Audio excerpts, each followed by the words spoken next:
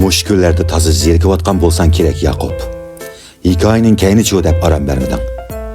Birdan bo'lsimiz zerikishini pasaytish uchun oxirini deb bersam deb beray. Bir kuni qoq tushda heliqi ot qo'shnan Yaqub bilan ma'lini lag'aylab yurib bir uyning oldida bir qora ot egarlikli bog'liqlik turdi. Ikkimiz otning yeniga kelib uya-buyalarni silg'ach, uning arg'amoq yoki tulpar ekanligini birdan talashdik. Men otni minib boqmoqchi bo'ldim. Yaqub otni meni qandoq tashlab yutadiganligini tomosha qilishga aldirab, meni otga yulashda dumbisi va qo'lining kuchini aymadi. Mo'risi hatto beshimni susluq qilmadi. Mening tunji qitim otga minishim bo'lg'achqa, ko'zim qo'rqib yashmayli qo'y deganimni anglab yurmadi. Ot bo'shangandan keyin ikkimiz o'ylagandek uchib chiqib ketmasdan, nihoyat silliq qadam bilan menishga boshladi. Yaqubni meni alishga ko'zi yetib, "Endi tush, men bir minay" deb g'alva qildi. "Ot minishni bundoq oson chog'lama, Yaqub", dedim men ko'ni chavandozlardek. Men burun har duldullarni minib mashq qilganman. Qandoq nozik hunarlar bilan minayotganligimni sen tuymayapsan.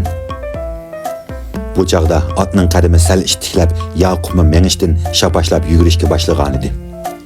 Qoq tush vaqti bo'lg'achqa, menga qarab qoladigan cho'nglar yoki keynimdan agishadigan kichiklar uchramayotdi. Adolat musha oltinni bir ko'rgan bo'lsa, dedim men ichimda.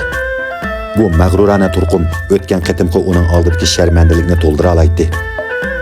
Mushularni o'ylag'ach, cho'ng yo'lga chiqib, ixtiyorsiz otni uning ma'lisiga burdim. "Men 2 qadamla meni o'lib sana beraman", deydi Yaqub otni taraqshtib ketayotganligimga ichi etishib. "Yetish man Yaqub, ot minishning birinchi bosqichi otning keynidan shapashlab yugurish. Bundaq bo'lganda otning ritmini egallayalaysan-da, mingandan keyin o'zingni shu ritmga moslashtirsan. Yugurgach mening otni qaysi ritmga selayotganligimga obdan qara. Har bir harakatlarimni aqling bilan kuzatib esingni tutib ol." "Esimni tutib bo'ldim", dedi Yaqub shapashlab. "Hozir minmasam birdamda unutib qolaman." Biz uning ma'lisiga kirgandan keyinmi Yaqub qarg'ishdan to'xtamadi. Bu yerda uningga berishga teg'imi bo'lmaydi.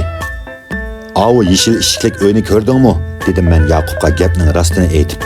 "Sen o'tganda somkasini oqashgan qiz esingdimi?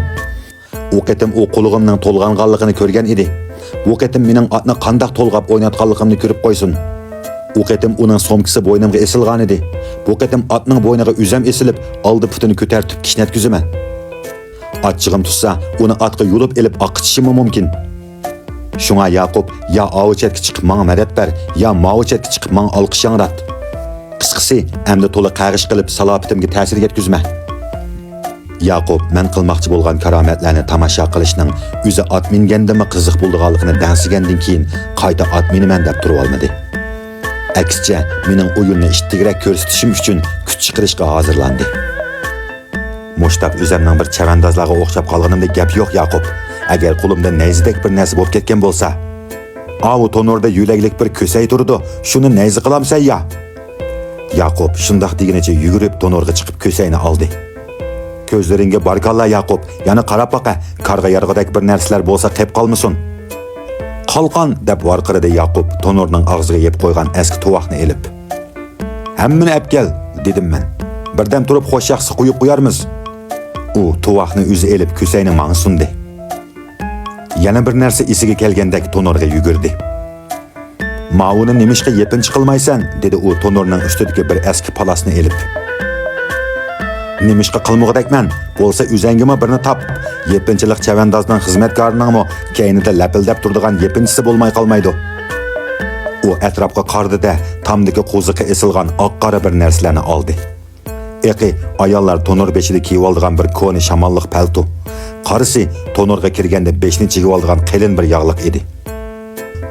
Orqadan tonorning ustidagi challadan bir vasini sug'urib chiqardi. Yaqub hatto tonorning dutiga qaplab qo'ygan bir dova eski latinimi nazaridan soqit qilmadi. Agar ishiltishdan azroq nishon bo'lgan bo'lsa, unimi billa sug'urib kelgan bo'ladi. "Senda xizmatkorlarga xos tuxumi talant bor, Yaqub. Barliq jabduqlarni birdamdil tayyor qilding." U ilhomlanib palasni menga uzatdi-da, qolganlarda o'zini jo'ndashga kirishdi. Qora yog'liqni beshiga bandichilab urdi. Paltoni keyniga tashlab, ikki yengini bo'ynidan chigib yepinchi yasidi. Andan bir qo'lga tuvoqni, bir qo'lga vasini oldi. Uning g'alati siyoqidan teliqib, otdan yiqilib tushmaslikka tirishdim. Uning yepinchi qilgan paltosi keynida yerga so'rilib turadi.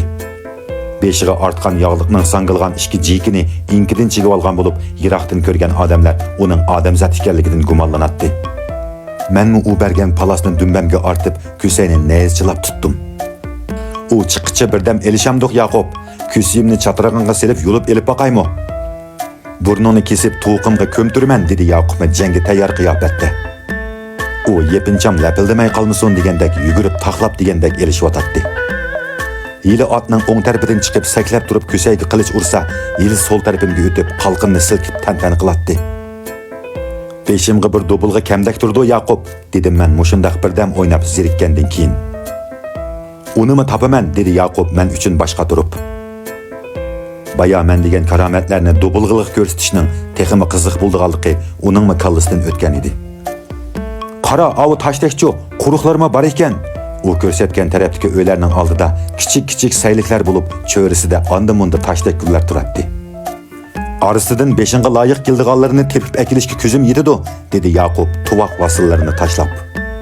U naqshlik quruq tashdekdan birini tanlab ichini qiqib adoladi. Oldidagi saylikdan bir tal savzini yulib oldi-da, ko'kini osmonga qartib tashdekning to'shkiga tiqdi. Qara, mavu dobulg'ining ustidagi pupuklar emasmi? dedi u yugurib kelgach. Shakli bilan pupuklarga dobulg'iga o'xshab turdi. Ammo rangini ko'rgan odam bir qarashda buni tashdek demamdi Yaqub.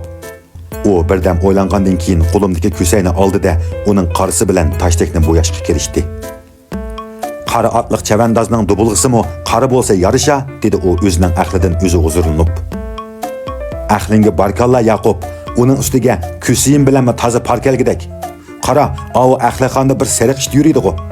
Sen dobulg'ini bo'yg'ashtir, uningga mendan ruxsatsiz Axlixonda yurishga bo'ldigan bo'lmaydiganligini bir ko'rsatib qo'yay. Uni bo'ysundirib, sangami menidigan bir narsa qilib berishi mumkin. Bayajanda putlarim atni qattiq nuqavatdimi? At bayanning yoqi ko'rsatmagan tizligini baraqli ko'rsatib, ish tarafga chapdi. Axlatxonada atliq hujumga uchraydiganligi to'g'risida ajdodidan hech qanday sagaklik geni qolmagan edi. At taraqshib kelyapsimi, beshini ko'tarmay yunda puraverdi. "Bu ishning kuchiga jeningni topshir", dedim men Axlatxonga oz qolganda Kusayni ishga udillab. It kayniga burilib ömürde ko'rmagan bir manzirni ko'rdi-da, barliq tishlarini chiqarib, chichangshib bir sakrab ketdiki, ishning bundaqmi ovoz chiqadiganligini men burun anglab boqmabdi ekanman. Kusayni uningga qartib birli silkiganimni bilaman. O'zimni kontrol qila olmay pokkida bir kulning ustiga yiqildim. Boshlarim bog'lab o'g'zidan tashlab etgan odamningidek zing'ildab ketdi. Badanimmi tomning tagida qolgandek eg'ir edi. Yaqub dubulg'ini kiyib, qilich qalqonlarini ko'tarib yetib keldi-da, "Yaraysan, biz Axlatxonni g'albalik ishg'ol qildik" deb tantan qildi. "Baya ishning qandoq qochganligini ko'rmading?" dedi u meni yulamoqchi bo'lib. Bu chaqchi u qo'rqib o'lmagan taqdirdimi bir narsaga so'qilib o'lib bo'ldi. Ishdan burun men o'ldigan o'xshayman Yaqub. Meni yulashga oldirmay qarab baqa. O'ttiri tishlarim saqmi yoki bir ikkisi kulning orasida qoldimi? Put-qo'llarim joyidimi yoki boshqa yerlarda chechilib yotamdi? Kusayingdan boshqa hamma narsang joyida, dedi Yaqub Kusayni ekilib. "Qara, buningmi ahvoli yomon emas. Atcho, u meni zangli qilib kulyaptamdi yo mendan nomus qilib qochib ketdimi? Umi sening g'albang bilan burtib yantoqni o'lja oldi. Hozir shuning ko'yda. Undaq bo'lsa Yaqub, atlab-saplab meni yulida, qandoq qilsan qilib atga meni mingizib qo'y. Bu yerda yotganimni adolat axlat to'kini chiqib ko'rib qolmasin.